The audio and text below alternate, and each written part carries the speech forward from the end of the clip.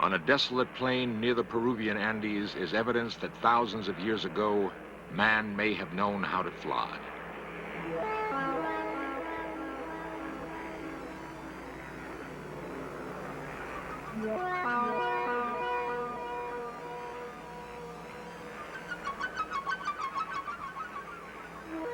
Huge drawings are etched in the ground. They make sense only when viewed from a great height. Miles of what look like modern runways score the desert. If they were, what manner of craft landed here? Who were the pilots? We are conditioned to think that flight is the province of modern man. Perhaps we are latecomers to the sky.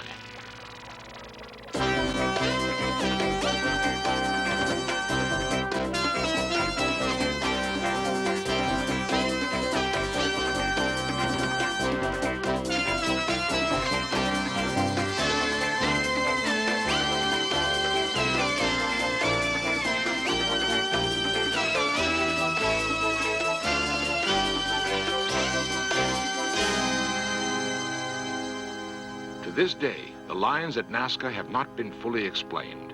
How were they used? And by whom?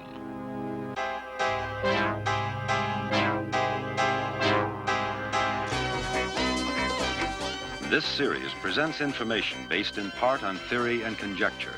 The producer's purpose is to suggest some possible explanations, but not necessarily the only ones, to the mysteries we will examine.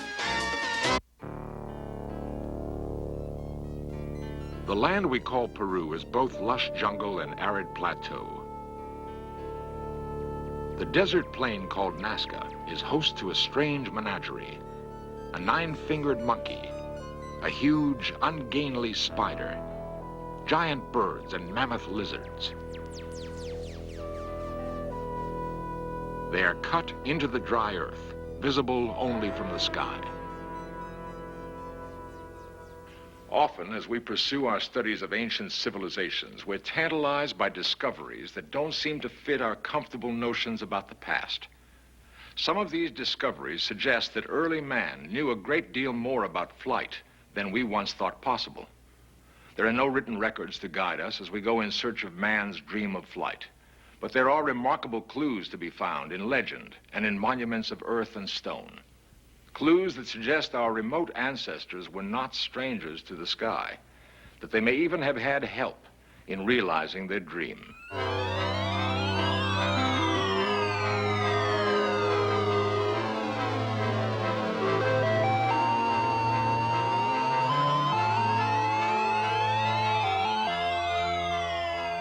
The urge to fly seems to have been a primal one with man, to leave the heaviness of earth, to taste the wind and thrill to the rushing ground below.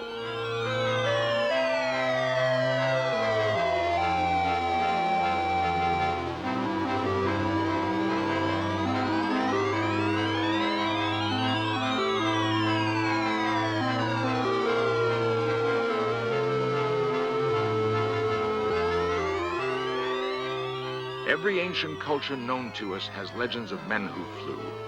For thousands of years, it has been thought that the tragic tale of Daedalus and his son Icarus was but a myth. How, it seemed, could it have been otherwise, that with only wings a man could fly?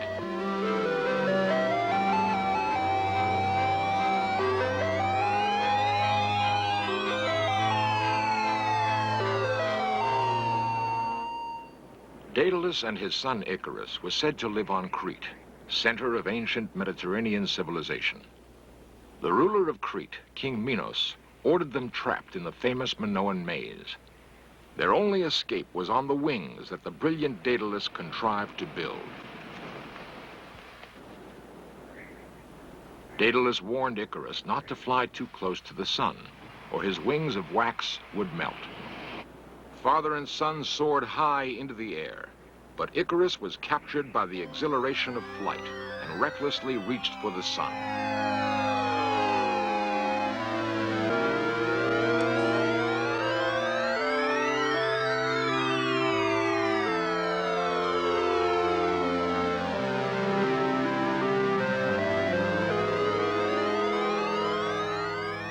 Icarus would pay dearly for his impetuous flight. His wings melted, and he plunged headlong into the Aegean Sea.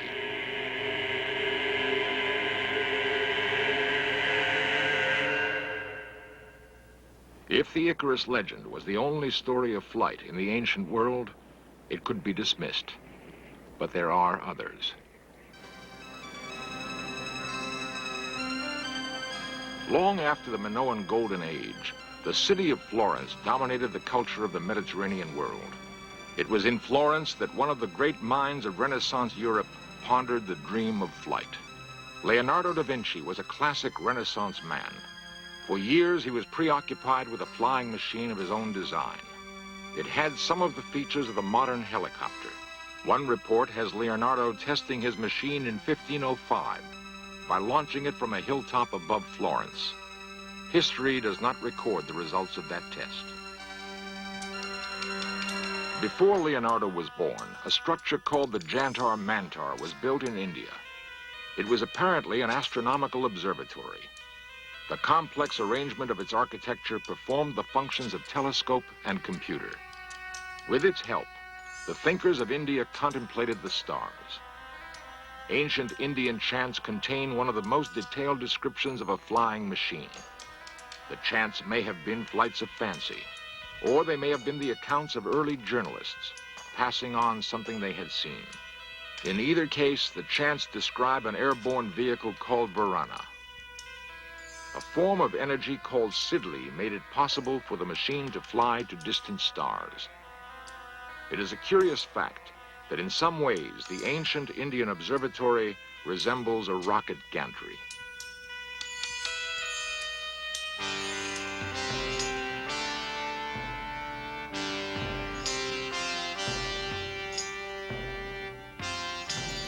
Throughout the ancient world, we see time and again an advanced knowledge of astronomy mingled with legends of flight. For the graves of Egypt are dominated by the presence of Osiris, the flying god who brought knowledge to the Nile basin.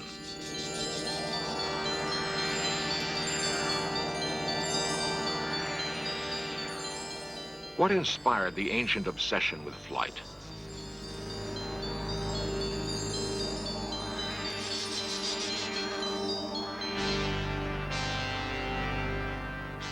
Why are the pyramids aligned in such a way as to be perfect landmarks for incoming aviators?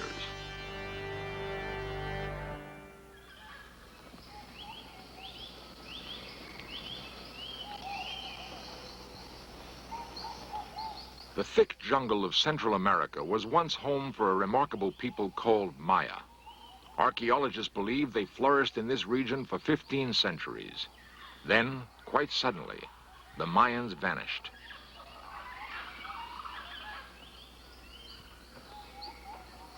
They left behind pyramids and temples. Their capital cities must have been lavish. Yet no roads connect these widely separated islands of civilization in the jungle. Perhaps the Mayans were familiar with the principles of flight, for there is evidence that, like other ancients, the Mayans were on intimate terms with the heavens. Certainly, their observatories made it possible for them to construct a calendar as accurate as any in use today. It makes us think that perhaps they, too, knew something of flight. It is 1911. Wilbur and Orville Wright are demonstrating their flying machine for the U.S. Army. Their solution to the problem of flight was to attach a wing shaped like a bird's to a primitive engine that burned oil.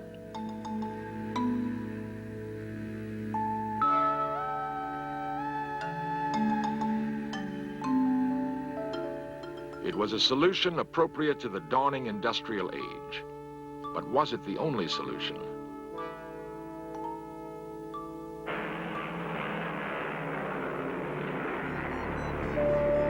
Long furrows were cut into the hard soil of the Nazca Plain 2,000 years ago. By whatever method the lines were created, they were meant to be seen from the sky. But by whom?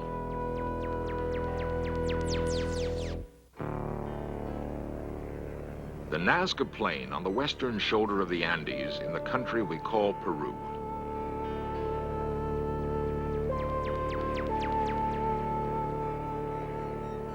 The huge designs found on the desert floor that can only make sense from the air have been duplicated in other parts of the world. The Mojave Desert near Barstow, California. Here, an ancient man stares upward. From the ground, it is impossible to tell exactly what shape the figure has taken. How then did a primitive Indian tribe make the drawing? I got the tether. No, but that's not good.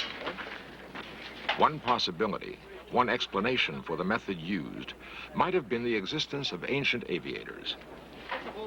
Okay, lift up, lift all the way up. A unique experiment was mounted to prove the point. Could men working on the ground be directed by someone hovering overhead? The site selected for the experiment was the Mojave Desert. Okay, that's good.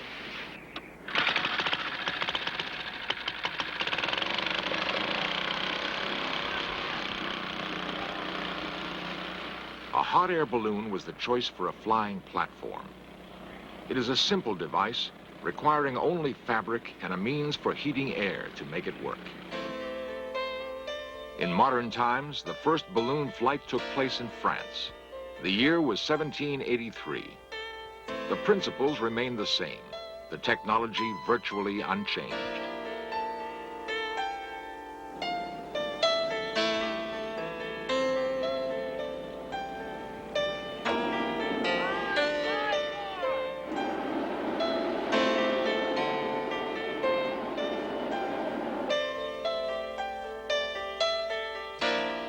Then as now, there is a purity to balloon flight, an exhilaration undampened by the drone of engines or the blur of supersonic travel.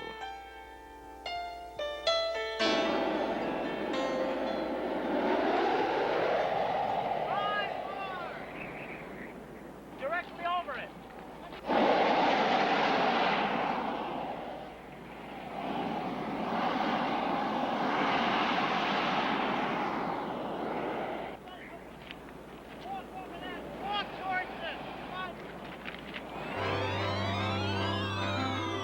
Suddenly, from on high, it is possible to understand how a land drawing could have been directed from the air thousands of years ago.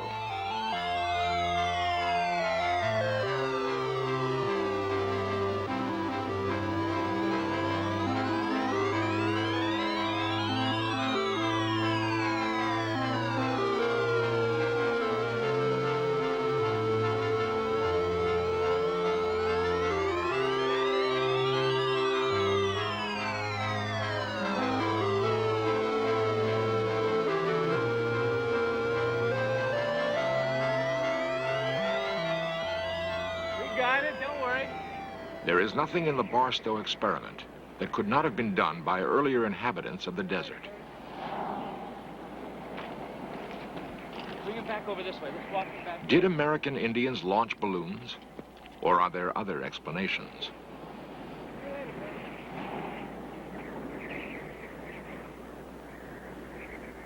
Dr. William Clulow, chief archaeologist at the University of California, Los Angeles, has spent many years studying the mythology of American Indians. One of the few important practitioners in a simple society like this is what we call the shaman. Many people would refer to it as the healer or the medicine man, but among the capacities of the shaman, we can number in many tribes the ability to take flights outside of his actual body. That is, he projects a part of his personality or his psyche outside of his body, goes beneath the earth, beneath the water, or into the heavens in order to secure some form of an intuitive statement about what is wrong in the society. And he performs healing and curing with the aid of the intuitions that he gets in these projected flights.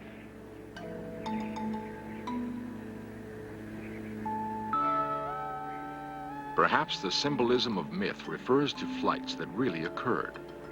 Indian shamans may have been intermediaries who traveled between a primitive culture on Earth and a more highly advanced one in the sky. Time and again, in out-of-the-way places where primitive men made their home, there are faint suggestions left of the relationship between man and flight.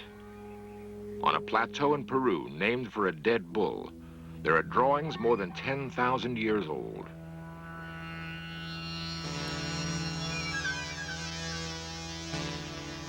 One interpretation placed on them is that they depict the ancients welcoming visitors from the sky.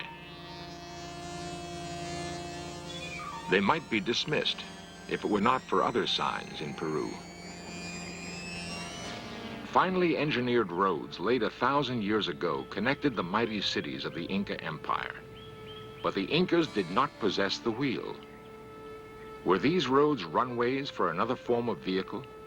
An airborne vehicle? Is there a connection to flight in the circular ruin of Sacsayhuaman? The calendar ring of the Incas suggests an advanced knowledge of space and time, the kind of knowledge that might have led to ancient flight.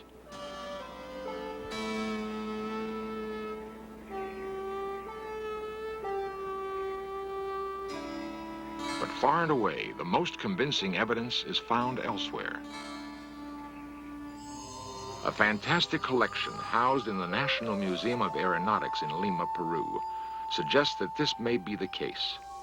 It is not a collection of precious artifacts, but rather an assortment of stones. The stones were discovered in 1963 in the tiny village of Ica that lies only 40 miles from the Nazca Plain. Bizarre drawings on the stones depict a curious breed of mechanical bird. On another is represented what could be a modern space shuttle. The stones are designed in the same style as Nazca ceramics. The message on the stones is evidently controversial. Representatives of the Peruvian government have been reluctant to discuss them.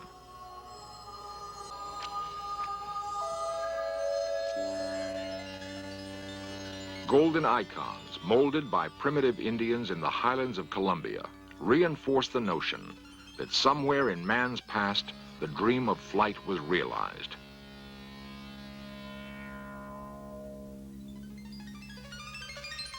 The relics look astonishingly like modern delta-wing fighter planes.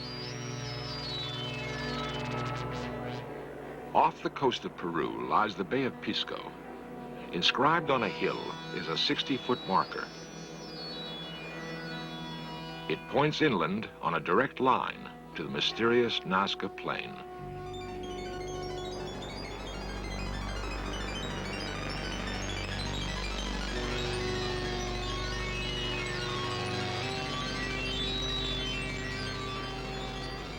The base camp for prehistoric aviation may have been the Nazca Plain. The patterns have been laid out with great precision. Why did the ancients construct the Nazca lines? Nobody really knows. The markings were first discovered in the 1920s by a pilot flying over the plain. Since then, many have attempted to solve the mystery, with no success. For the past 30 years, a German mathematician named Maria Reich has devoted her life to solving the riddle. After nearly half a lifetime of sleeping in an adobe hut and working under a blistering sun, Reich does not know what motivated the ancient Peruvians to execute this grand design. A 1968 study, financed in part by National Geographic, determined that some of the lines have astronomical alignments, but no more than could be expected by chance.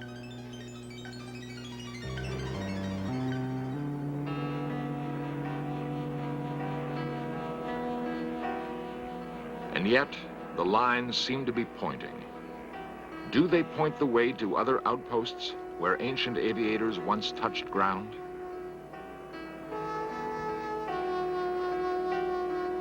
It is a persistent fancy we must allow ourselves to have, for there seems to be no other explanation on Earth.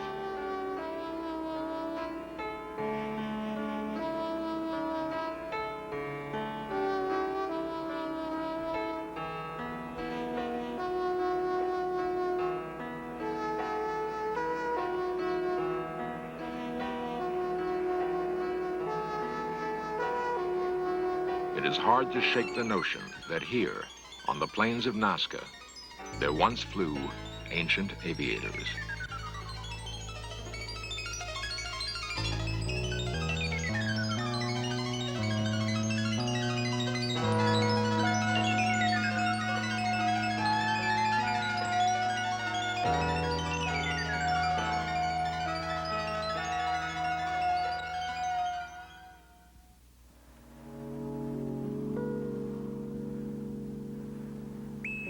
Cape Kennedy, 1970. The forlorn remains of a launch pad no longer in use. Will future generations examine the ruins of our technological civilization and wonder at the purpose of such structures?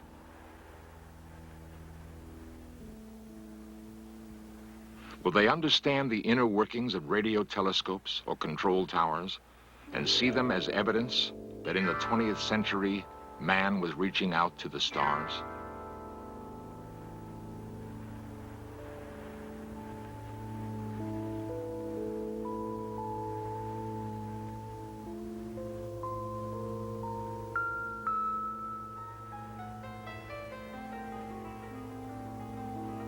There's evidence that man has lived on this planet at least 3 million years.